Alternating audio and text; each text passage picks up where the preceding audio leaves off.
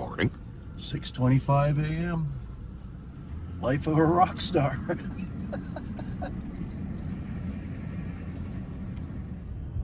Right, where are we going, Phil? Well, what are we doing? We're on the gritty streets outside of Edmonton right now. It's about The tough, gritty streets. 6:30 in the morning. Right.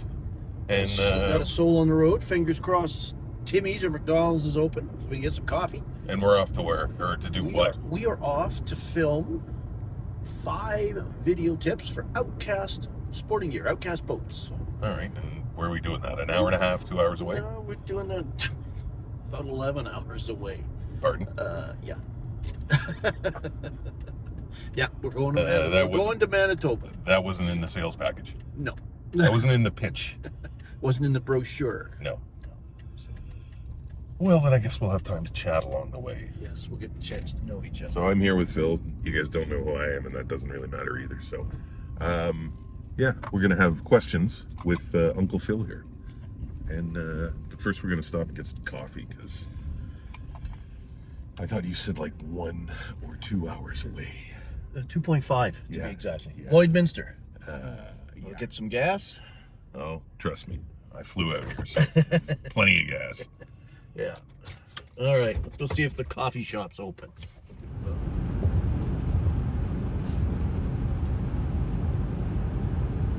Anyway, so this 1 hour, 2 hour drive thing, my witty banter. Our witty banter. Yeah, witty with a... Twitty banter. Oh, it's witty with a W. Wit. Little wheat. All right, so I thought we would discuss how, well, or take the opportunity, because I thought it was like a 2 hour drive, and apparently it's like 11. Sucker. Yeah, I gotta talk to the travel agent on that one. What I thought we would do, Phil, and people know who you are. Nobody knows who I am, and I prefer to keep it that way. The glamour, the glitz, the glamour of being, well, apparently you're a world famous auteur, as the French would say, and well known in the small world of fly fishing. Small world of stillwater fly fishing. Exactly. The sliver of the sliver. Exactly. But apparently you're famous. Didn't know. Who knew? What's it like with the glamour of being a world famous author, traveling the world in business class, I'm sure, champagne and caviar the whole way? What's it like, Phil? What's it like? It's not business class. It's economy, cattle class. Crammed in. Somebody tilts the seat back. You're now looking down at them. Many times you're no service. Crammed in there. Long delays. Connections. Rescheduling. Cancellations. Who's your agent? I think Me. Or your lawyer. No lawyer. Dewey, Cheatham, and Howe? My travel agent is Expedia. Okay. Well, at least when you're driving, right? We've got this lovely, what is this, a 2020? You know, 2003 with 395,000 kilometers on it. So that's almost 400,000 kilometers, which for my American friends, there's 60 miles to 100 kilometers. So that's basically 240,000 miles on this old girl. what year? 2003. So this truck has been around 20 years old. Yeah. So if anybody out there is affiliated with a major auto manufacturer, give me a call, an email. Be happy to talk to you. But this old girl's been, touch wood, has been doing me just fine. She gets her annual checkup every spring. Make sure everything's good. Off we go. So yeah, we'll put a good 2,000 kilometers on her this trip. Mostly good highway driving. Towing my Marlin behind me. The back is stuffed with Outcast products. We've got a Stealth Pro. We've got a Fishcat IR pontoon boat, and one of the new Cruiser Maxes. That's the float tube of yours. That's pretty cool. So we'll be filming a variety of tips out of those different watercraft on the productive trout lakes of southwest Manitoba. Haven't been back there in a while since pre-pandemic, so looking forward to seeing Well, the old neighborhood has changed. I get to fish though, right? Yeah, that's it. Yeah. No, the whole cameraman thing, there's no fishing in camera. I'm just saving up enough to buy a dump truck, so this whole camera thing's not, I don't think it's a good career path. It's only taken me 34 years to figure that out, but... Well, I try to bring you on these trips so you can improve your skills. Well, okay, speaking of skills, I have a question. It's not a viewer question, but maybe it is because I'm a viewer. Chronomids. Buzzers? Yes. Midges? All the same. They're all the same. Yes. So who calls them buzzers? The English call them buzzers because... They don't know how to spell chronomid? No. If you are ever on a lake with a heavy emergence on a calm, relatively windless day, the adults form huge mating swarms along the shoreline, and there are so many insects in the air, you can actually hear the buzzing sound that their wings make when they're flying. Like, we're talking hundreds of thousands, maybe millions, and it's a high-pitched buzzing sound. So that's where they get the name for buzzers. And then midges is because Americans can't spell chronomid. No, Americans can spell just fine, like everyone else. Don't start international incidents, Barry. They're called midges. No names. No names. They're called midges because chironomid species on moving waters, rivers and streams, are typically very small. Like an 18 would be a monster. On lakes, we've got some chironomid species size 8 2XL. They're that big. So midges, they're 18s, 20s, 22s, 24s. They're little tiny, and that's where the midge moniker comes from. So all the same bug, buzzer in England, chironomid on lakes in North America, and midges on rivers and streams. Same bug, okay. Same life cycle. There you go. Egg, larva, pupa, and adult. So it's not a spelling issue? No. Okay. And they work? Or do you just kind of make this stuff up, really, honestly? I've heard they work. No, they work. They work. If you're going to fish lakes, you have to come to terms with that particular creature. But it's important how you fish it. Yes. Right? There's many different ways. So trolling them, probably not a great idea. No. Okay. No, we'll leave the trolling and purple zonkers to you. It's effective. It's effective. Don't go bashing. So this is a lot of the crap cameras. Somewhere back there is a real camera. Rods. None of the toys. This whole vlogging thing is new to me, so. Yeah. So we were talking earlier, talking in the truck. I don't think when you were like 8 years old, you thought, I'm going to be a world famous fly angler. No, I think I wanted to be a pilot at that point. I think I'd fallen in love with flying. That's what I wanted to be until I got out of school. Unsuccessfully tried to apply for the Canadian Armed Forces as a pilot. That didn't work out. Thought I'd go the commercial pilot route. That was in the early 80s, first major recession. Airlines were laying pilots off left, right, and center.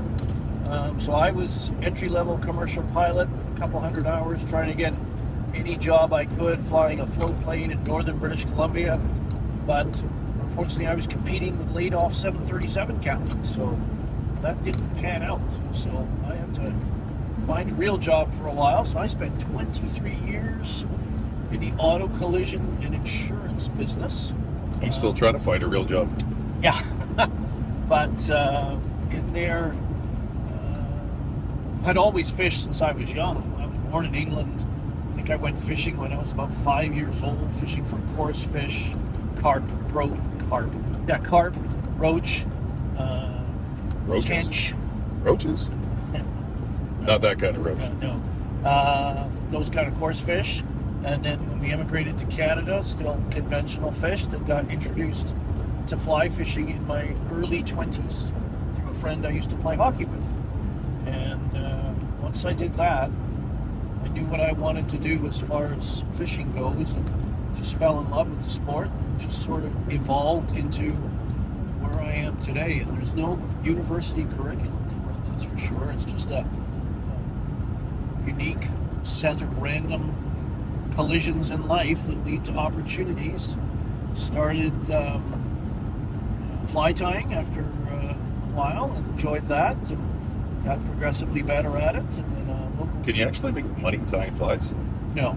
Okay. No. But what it did get me was the opportunity. I would tie flies against equipment. So my first customer was Babcock Fly and Tackle in Quinlan, BC, a little municipality just to the east of Vancouver. And I would tie flies there, and that got me to be a better tyer, just the repetition of tying. And from there, the opportunity to do fly tying courses, because I found I really like to educate others and help them along, and that's sort of been my mantra since day one. And fly tying courses led to fly fishing courses, which led to appearing at local sportsman shows and outdoor shows, doing tying demonstrations and then presentations, and then that expanded across North America to where my focus is stillwater fly fishing and tying. So I do workshops, speak to clubs, do destination schools, now do hosted trips to places like Argentina and other places like that to help people fall in love with stillwater fly fishing and help them become better at it. So people ask me, how do I get into this? And there's no proven, don't do A plus B plus C. It's a lot of times A plus X plus Q plus P back to C. So it's like an overnight success thing. Oh yeah, Yeah, Cinderella totally. story. It's Yeah. just like most musicians, and I'm sure other artists, how they get to be. It's just in the right place at the right time. Sometimes you got to sit back and let people find you, and other days you got to stand up and push your chest out and raise your hand and let them know you're there. But very rewarding. Really love it. Become a millionaire at it? Probably not. But I'm rich in other things. Get to travel and see places and experience things. And I wouldn't change it for anything in the world. Love what I'm doing. Oh, that warms my heart. Is that even possible? Yeah, no, it's pretty cold and black. The books. Apparently, so you have written a book? You've written a couple of books? Yeah, I don't know. Four, actually 5 coming up. So, yeah, that's. Do you ever think about plugging those books? Yeah, that's probably. Well, that's the thing about this job is you are a true entrepreneur. You are shipping, receiving. You are accounting. You are your own marketing department. Everything, and it's just a lot of balls to juggle and manage. And everybody's got these concepts and ideas. The best of intentions to help you along, and it's just you try to do as much as you can. But again, there's only so many hours in the day, and you're just one person, and it's so you do what you can. But yeah, I've written books. I started writing. I used to belong to the Osprey Fly Fishers of British Columbia Fly Club. It's a great way to increase your knowledge in the sport, be surrounded by like-minded individuals, learn from others, go on fishing trips with them. We used to call them method sessions, where we would have one of the members would provide some educational content. We'd have guest speakers in, all that kind of thing. And they had a newsletter, so I started writing little articles in there about my trips and experiences. And then I actually had a fly tying column in there called Phil's Fly Box, where I would feature flies, and then that confidence in writing grew, and then I finally had the guts to approach publishers to see if they wanted interested in a book, because at the time, 25 years ago, there was little to no dedicated fly tying books for stillwater flies. So I saw a niche, and I went out, and that led to the publication of my first book, Fly Patterns for Still Waters, which ran for 20 years. Since then, I've written a book called Still Waters Recipes, which I co-wrote with good friend and fellow stillwater nut, Brian Chan. I've heard of him. Yeah, I hadn't heard of you, but I've heard of him. Yeah, Brian's lived a wonderful life as a fisheries biologist who loved to fly fish. As I tease him, talk about the fox in charge of the hen house. And then I wrote another book for... Good. I can speak English. I I wrote- can write it, but I can't speak it. Is English your first Is language? English my first language? Because Some sarcasm is mine. So. called Stillwater Selections, because for the last 15 plus years I have been the fly tying columnist for BC Outdoors magazine. So they asked if I was interested in publishing a fly tying book through them, so I did that. And then my most recently released book is the Orvis Guide to Stillwater Fly Fishing, which is 25 years in the making, I guess you could say. All of my approaches to how I'd like to fly fish still water. So a very comprehensive book, over 110,000 words and 300 images and diagrams. And then I'm just about to release my 5th book, Fly Tying with Phil Rowley and Friends, which is a compilation of all of the Stillwater-based fly tying columns I've done for BC Outdoors magazine. So that'll be out in the future. So yeah, one little article in a newsletter for a fly fishing club has, developed into 4 books and blog posts and writing all over the place, writing for other magazines. I've written for, I think, every major fly fishing publication in North America. I even had a few articles reprinted in other countries like Japan.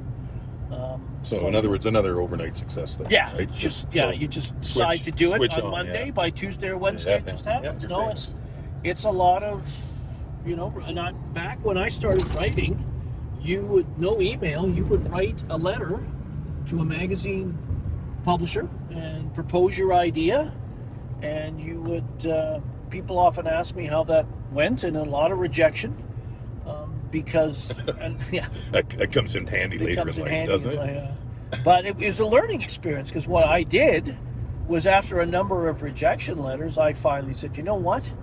I'm going to call and talk to these publishers. And they were very gracious, open, and you'd have a conversation. They knew of your letter, because you would just get this letter back that said, does not meet our editorial needs. And you're like, what does that mean? What's an editorial need? And so I just took the initiative to phone them and say, I proposed this. And my first writing experiences was too broad. Art Scheck, the first magazine I ever got published in, was American Angler magazine. And Art Scheck was the publisher at the time. And he said, I proposed, tactics for still waters. He said, too broad. He said, I want you to go back and write down everything that goes into fly fishing lakes. And it doesn't take long, on a piece of paper and a pen, to write down everything from rods, lines, reels, flies, bugs, techniques, tactics, all of those kind of things, to have, pages filled up. He says, each one of those bullets is an article. In fact, within that bullet, there's probably 3 articles. You could write a 1,500 word article about a Bic pen, if you think about it. So that's what I did. I went back, proposed a more of a sniper approach, a more accurate approach, and got a bite.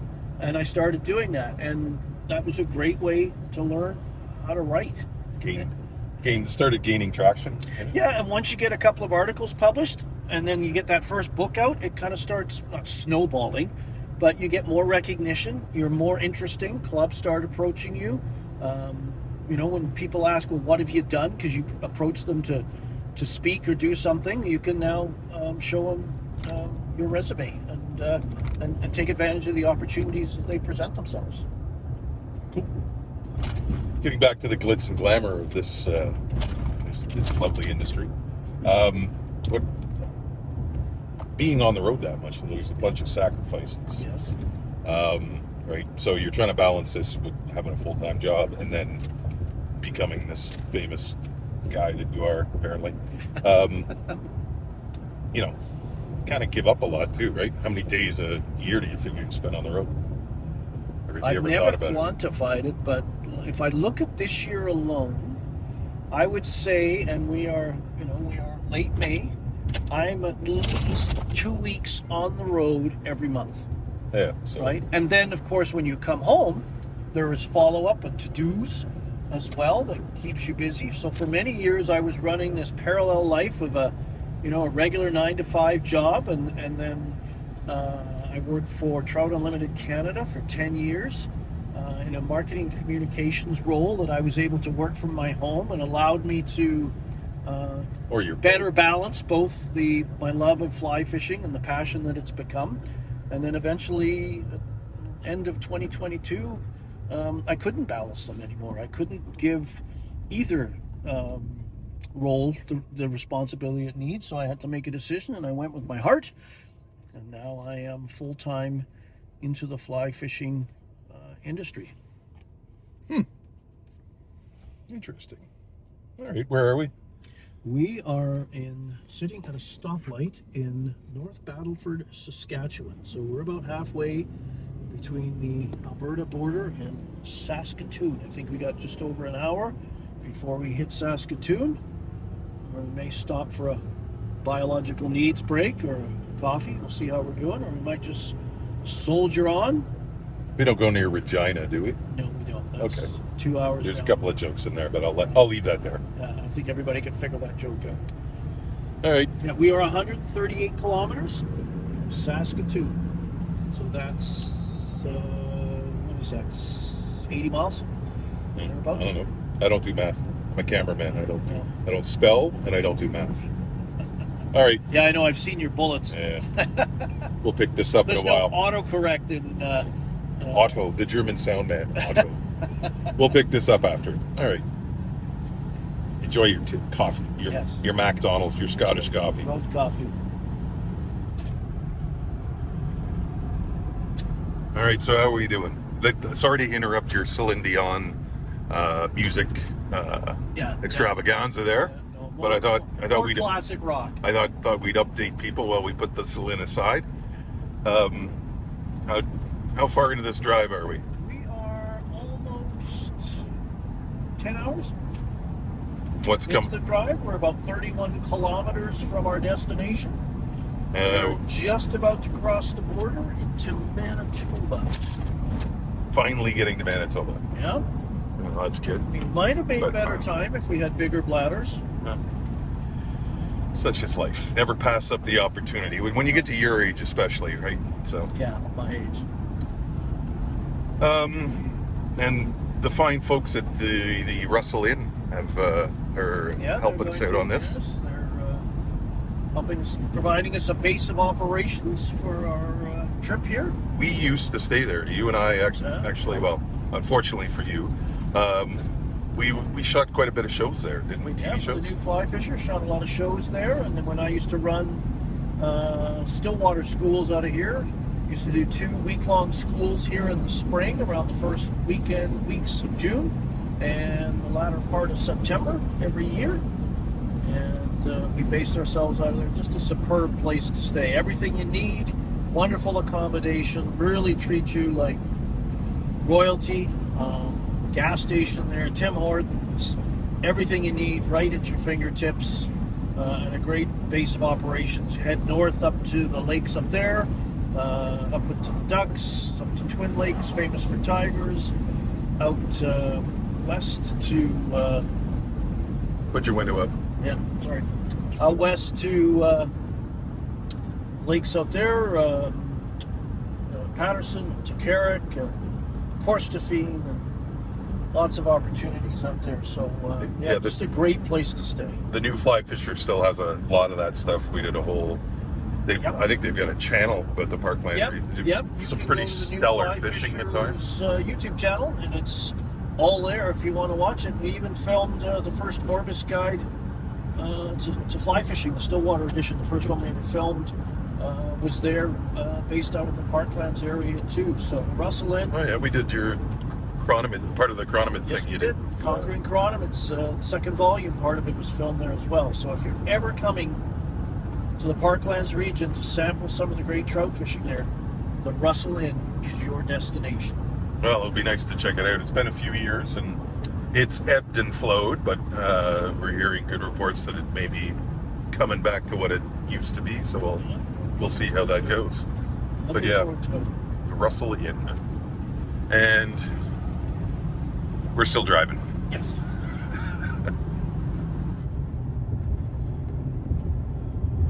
So we're rolling into Russell. It looks like it's looking very familiar. Usually I come at it from the other side. Very familiar to me. The junction of Highway 16 and 83, roughly. 83 takes you north to Roblin, about 25 minutes or so, Well, there's lots of fun in Roblin, isn't there? apparently. Let's get in the other lane here because we'll be turning left into the Russell Inn.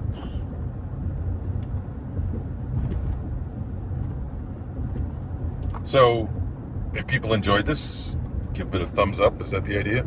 That's the idea. If you enjoy the content, if you enjoy this video or other videos on my channel, please give me a thumbs up. Really helps the algorithm and grow the channel. If you enjoy the content as well, please consider subscribing. If you ever have any questions at all, please place them in the comment section below. Only happy to answer them. And if you've In got 500 meters, turn left onto Manitoba. that means we're here.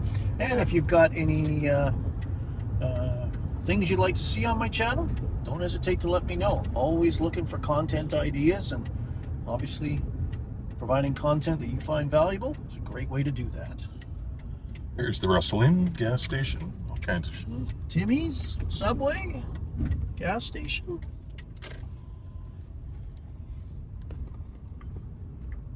And there's, as we pull in, what is that? A pool? Patio. What could go wrong there? That was never there before. But it's there now. Might be a wheat and barley kind of thing going on there. It's an outdoor. Well, we'll just, I don't know, we'll just pull in over in through here, I think. Yeah. We can do this without hitting a curb. It's a first time for everything. But yes, if you liked this or have questions, things you want me to ask Phil, put them in the comments. We'll see if we can do this again. Let's go check in. Let's see how this goes first before we actually see about doing this again. Let's go check in. All right.